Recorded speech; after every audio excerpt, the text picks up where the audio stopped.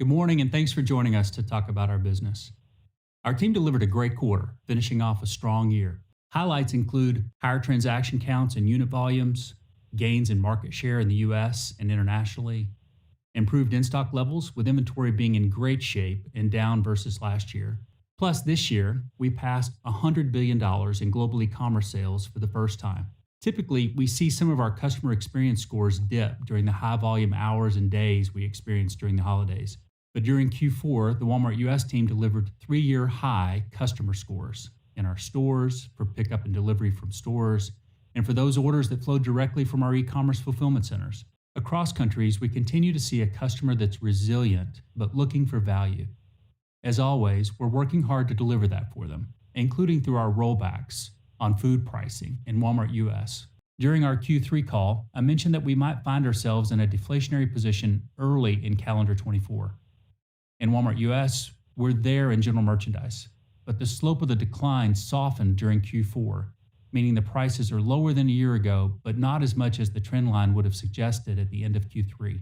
We'll remodel 928 stores and clubs globally over the next year, including 650 stores in the US.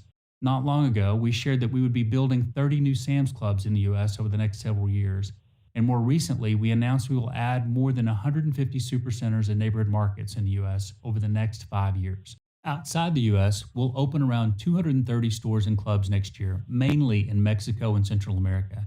And in China, where they'll mostly be Sam's Clubs. We are, by far, the leading membership club operator in China with 28 years of experience there. Marketplace is an engine for our business.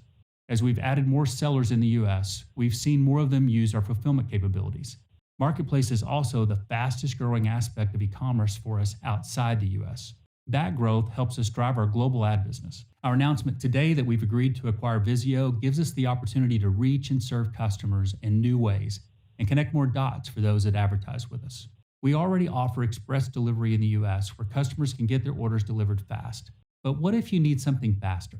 There's a pot of chili on the stove and you realize you forgot chili seasoning. Drone delivery can get it to you in 15 minutes or less. Over the last 2 years, we've operated 37 hubs across 7 states, completing 20,000 deliveries. By the end of the year, we'll make it available to about 75% of households in Dallas-Fort Worth. In the US, Walmart comp sales grew 4%, reflecting increased unit volume and share gains. Like-for-like sales inflation was about 1%. Moderating approximately 160 basis points from Q3 levels. We saw better than expected holiday sales, including 2 record-breaking volume days leading up to Christmas. We're excited about our agreement with Vizio to bring together their unique operating system and our Walmart Connect advertising business. We believe the deal would close during FY25. We're pleased to raise the dividend by 9% this year, the largest increase in over a decade, reinforcing our commitment to strong cash returns to shareholders. Our FY24 results demonstrated our ability to reshape our sales and operating income growth trajectory. And our guidance for FY25 assumes operating income growing faster than sales again. We are not relying on raising prices to achieve our long-range plan. So let me be very clear about that. The improvement in gross profit is mostly related to the change in our business mix. As we have these faster growing, higher margin parts of our business like advertising that are contributing to an outsized part of our portfolio.